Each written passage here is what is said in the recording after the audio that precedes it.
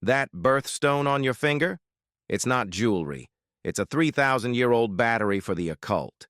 It started with the breastplate of Aaron. 12 stones, 12 tribes, 12 gates to the spirit world. For centuries, people didn't wear their own birthstone. They wore all 12. Why? Because you needed the power of the entire zodiac to talk to God, or to survive the devil. In the Middle Ages, these weren't pretty rocks. They were medical tools: rubies for blood diseases, sapphires for the eyes, amethyst to stop you from getting drunk. But the modern list, that was created in a boardroom in Kansas in 1912. Jewelers were losing money, so they invented a tradition to force you to buy a specific stone for every month. You aren't celebrating your birth. You're wearing a corporate-mandated talisman. Let's find out which rock is owning your soul. To understand the origin of birthstones, we have to go all the way back to the time of Exodus, around 1440 BC. In the middle of the desert, the Israelites were building the tabernacle.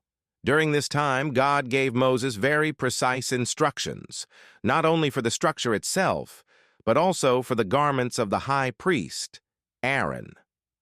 The most important and mysterious piece was the Hoshan, also known as the breastplate of judgment. This was not just a decorative item.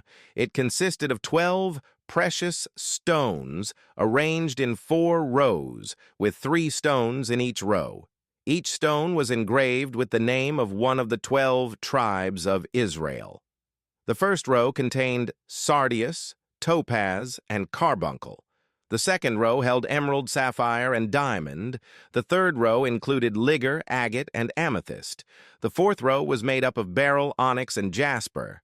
However, according to tradition, this breastplate was more than just symbolic. Behind the stones were 2 mysterious objects known as the Urim and the Thummim. It was believed that when the high priest asked God a question, the stones would light up in a specific sequence to reveal an answer. In this sense, it functioned almost like a spiritual communication system. The 12 stones were also thought to represent broader cosmic ideas: the 12 tribes of Israel, the 12 months of the year, the 12 signs of the zodiac, and even the 12 gates of the New Jerusalem. To ancient societies, the universe was seen as an interconnected system, a kind of cosmic clock, and these stones symbolized its structure. Interestingly, for more than 1,000 years, the concept of a single birthstone did not exist. Those who were wealthy or powerful would own all 12 stones and wear them in rotation, changing them each month to remain aligned with celestial energies. Wearing only one stone based on your birth month would have been considered incomplete, even risky, like trying to drive a car with only one wheel. As the Roman Empire fell and the Middle Ages began, the science of geology did not yet exist. Instead, people relied on texts known as lapidaries, works that blended the study of stones with mysticism and elements of what we would now call magic. Medieval scholars believed that gemstones were congealed starlight. According to this view, as planets moved across the sky, they projected their influence onto the earth, and certain stones absorbed that energy like a sponge. Because of this, wearing a gemstone was not about appearance, but about harnessing power. For example, amethyst, associated with February, takes its name from the Greek amethystos, meaning not drunk. It was believed that drinking wine from an amethyst cup, or wearing the stone, could prevent intoxication. Sapphire, linked with September, was thought to be a fragment of the skin of heaven.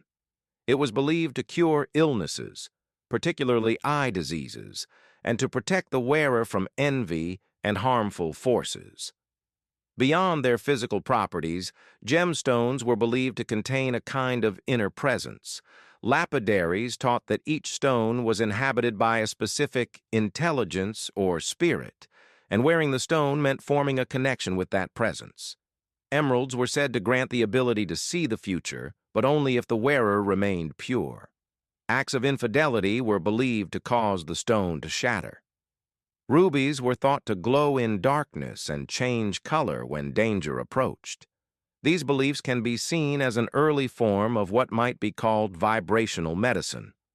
Over time, scholars and astrologers noticed a connection between the 12 stones of Aaron's breastplate and the 12 signs of the zodiac. This led to a new idea that each person could have a specific stone linked to their birth.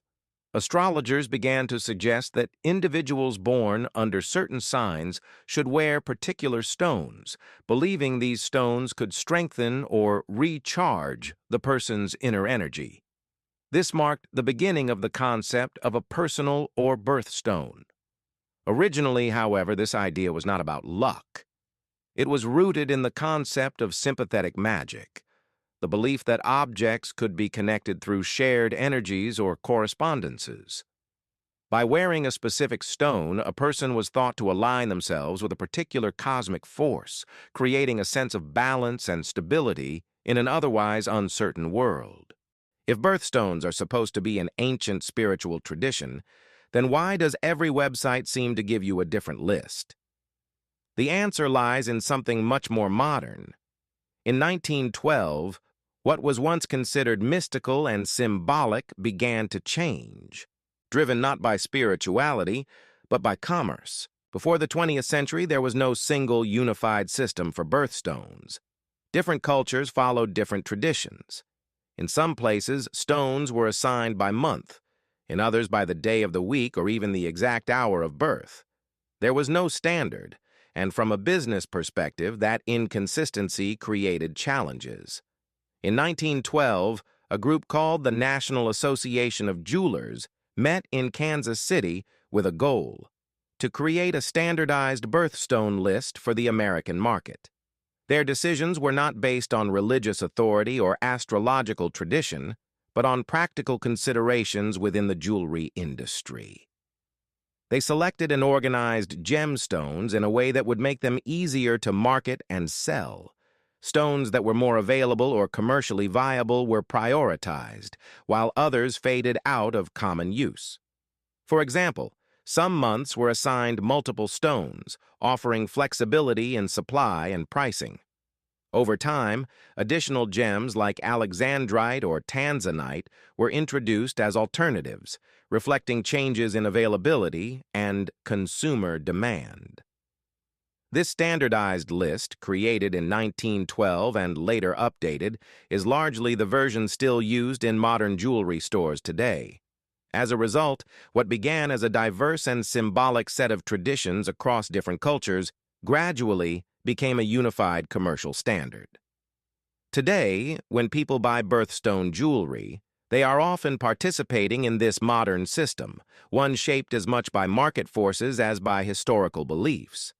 In that sense, the concept of birthstones has evolved significantly, from a complex mix of spiritual, cultural, and astrological meanings into a widely recognized, standardized tradition influenced by the jewelry industry. Now, let's look at the darker side of these minerals.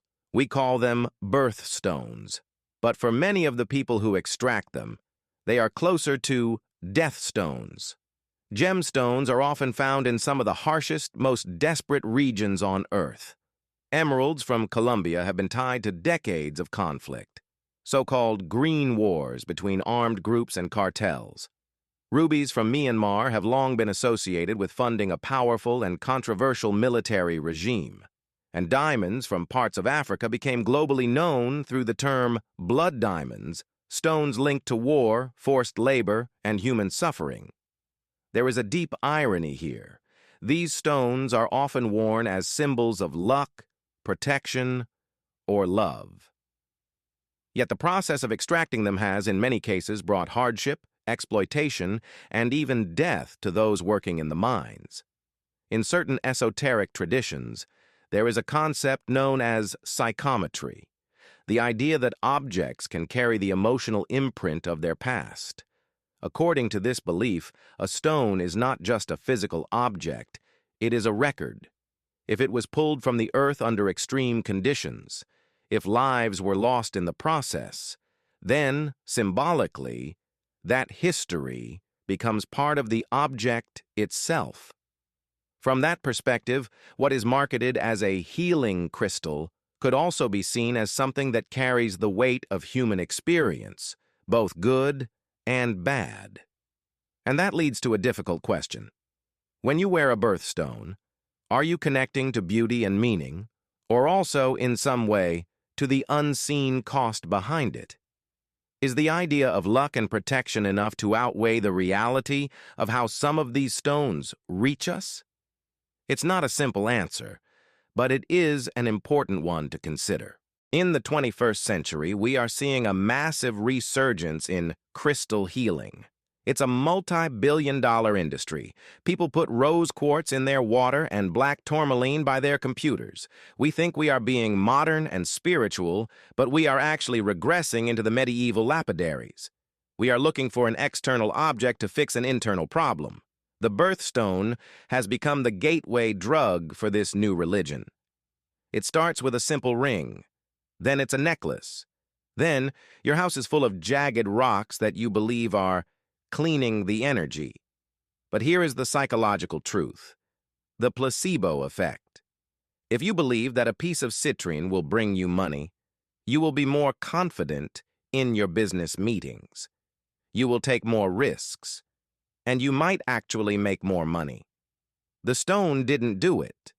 Your belief in the stone did it. The lucky number, the cravat, the knock on wood, they are all the same. They are props for the theater of the human mind. We are creatures who are terrified of the random, chaotic nature of the universe. We can't handle the fact that bad things happen to good people for no reason. So, we latch onto a rock. We say, "This garnet will protect me because I was born in January." It's a way of feeling like we have a contract with the universe. I wore the rock, I did the ritual, now you owe me safety.